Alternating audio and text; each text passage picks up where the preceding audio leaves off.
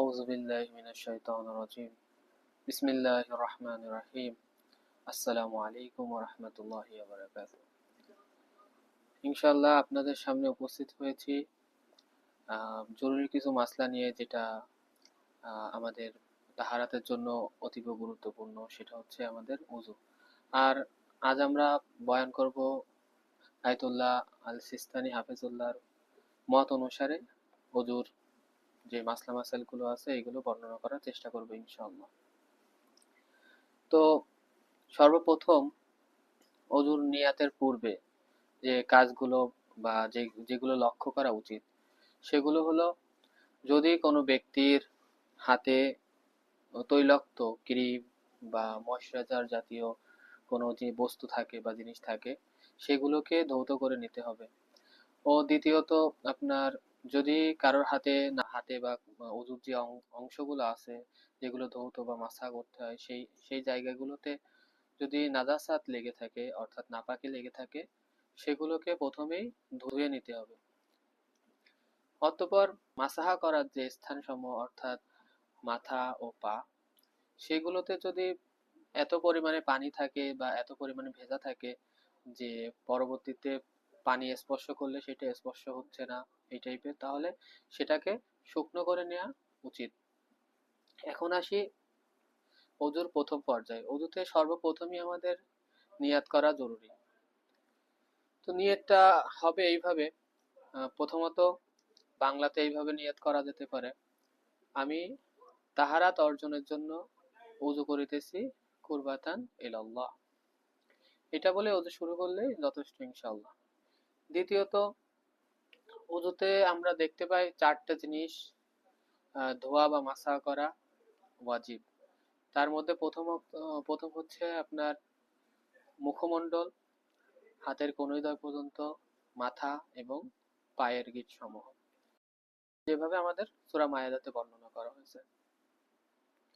তো আমরা যদি এখন মুখমণ্ডল ধৌতর বিষয়ে দেখি, আয়াতুল্লাহ আল সিস্তানী হাফিজুল্লাহ তার মাসাইল মুনতাখাবাতে বর্ণনা করা হচ্ছে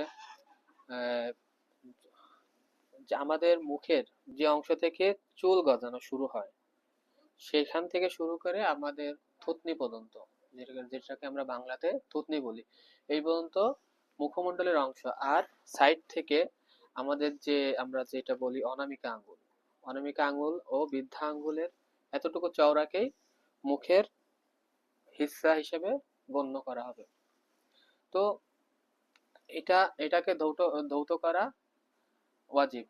মুখমণ্ডল যখন আমরা ধৌত করব তখন অবশ্যই আমাদের যে চুল গজানোর যে স্থানটা ওইখান থেকে আমাদের ডান হাতে পানি নিয়ে একটু জোরে ওপর থেকে ছেড়ে দিতে হবে, যাতে করে পানিটা এই চুল গজানোর স্থানের থেকে একটু ওপর দিকে যায় এহতিয়াত স্বরূপ। তারপরে নিজ হাত থেকে এইটা এইভাবে নিচের দিকে মুছে আনতে হবে। যেমন ভাবে প্রথমে বললাম, এইভাবে যে এরিয়াটা আছে এই পর্যন্ত আপনার নিয়ে আসতে হবে। দ্বিতীয়ত হচ্ছে আপনার হাত ধোয়া।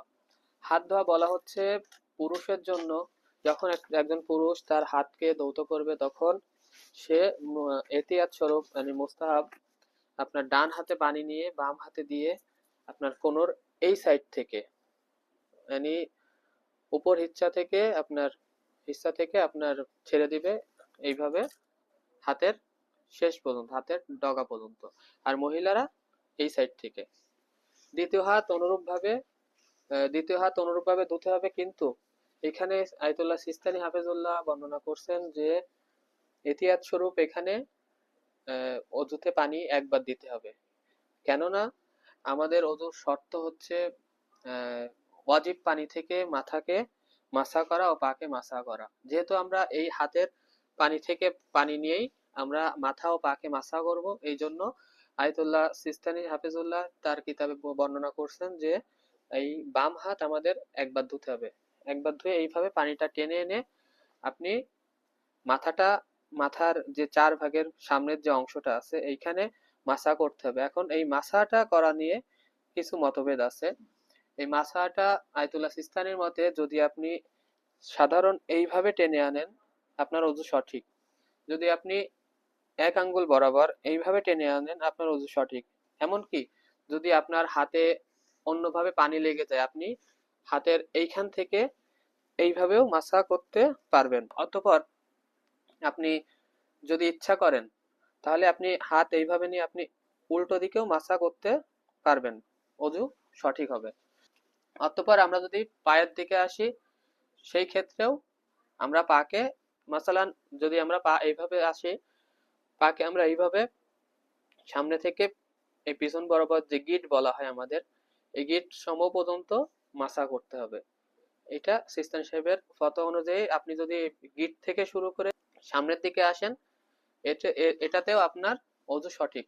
তো এই বিষয়বস্তুগুলো লক্ষ্য করলেই আলহামদুলিল্লাহ আপনার অজু শুদ্ধ ইনশাআল্লাহ।